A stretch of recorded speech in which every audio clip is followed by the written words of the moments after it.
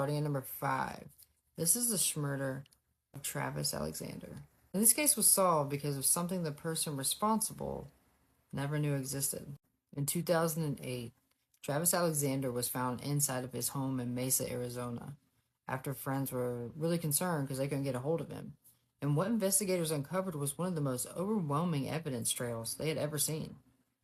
Travis was involved in a long secret relationship with Jodi Arias, a relationship marked by obsession, control, and repeated breakups, what we would now call toxic. At first, Jodi denied being anywhere near Travis.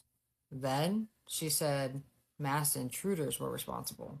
Later, she changed her story again, claiming self-defense and she was scared. But investigators found something she didn't even know existed, a digital camera.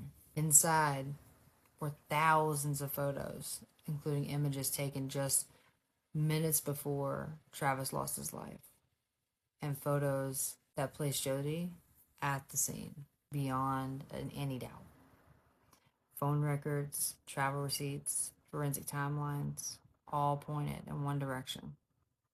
In 2013, Jodi was found guilty and later sentenced to life without any release. She changed her story 3 times, but the timeline never did. This is number 5 for Arizona. Tomorrow will be number 4, and even more insane. Again, at number 4 for Arizona's most insane murder cases is the case of Mark Gordo. This case made the city of Phoenix scared to leave their houses. Between 2005 and 2006, people were being approached at random in everyday places, parking lots, outside of businesses, close to their cars, sidewalks. Didn't matter. There was no argument, no connection, no pattern anyone could even notice. He was also known as the Baseline Unaliver. Why? Because he dumped most of his victims on Baseline Road in Phoenix. He was raping and unaliving them. Some people survived his encounters. 9 people did not. The most unsettling part is he blended in. He was married, had a normal job. He looked like everybody else. In 2006, he was arrested, later received multiple life sentences. In Phoenix, between 2005 and 2006, it wasn't about who you were. It was about where you happened to be. Coming in at number 3 for Arizona's most insane murder cases is the case of Robert Fisher.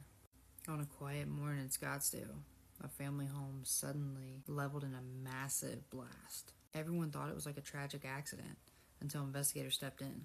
That's where they discovered Robert's wife, Mary, and their 2 children, 12-year-old Brittany and 10-year-old Bobby. They had already lost their lives before the house was destroyed.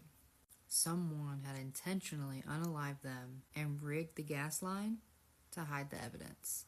The insane part is Robert was a firefighter and a tactical pro. He knew exactly how to set a delayed fuse to give himself a 10-hour head start. While the house was in flames, he was already headed into the mountains. His truck was found 10 days later deep in the Tonto National Forest. The family dog was still there, but Robert, gone.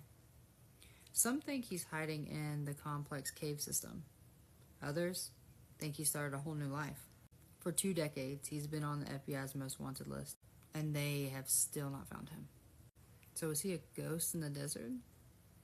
Or is he your neighbor? What's your theory? Let me know in the comments. Arizona's number 2 is the Temple Tragedy. This took place in Waddell, Arizona in 1991 at a Buddhist temple. It's a quiet town just west of Phoenix. 9 people, including monks and a nun, were found in their place of worship unalived. The most insane part about this case was the investigation was a complete mess. Police originally arrested 4 men from Tucson, known as the Tucson 4. They even got confessions, but it turned out the confessions were forced. They were the wrong guys. The real suspect was 2 teenagers, Garcia and Jonathan Duty. One of them was only 17. They did all of that just to take a few $1,000s and some cameras. The youngest was sentenced to 281 years behind bars. Because he was a minor, he couldn't face the ultimate penalty, so the judge gave him 9 consecutive life sentences. It remains the deadliest event of its kind in Arizona history.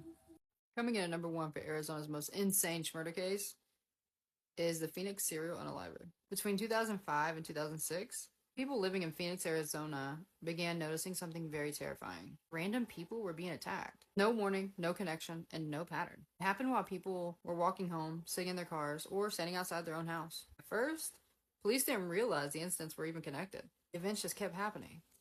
Sometimes minutes apart, sometimes miles away, and fear spread across the city. People stopped walking at night. Parents rushed their kids inside before dark.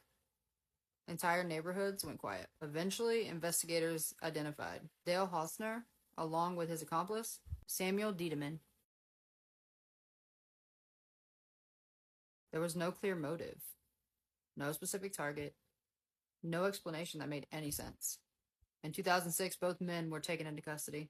In 2009, Hosner was convicted and sentenced to multiple life terms.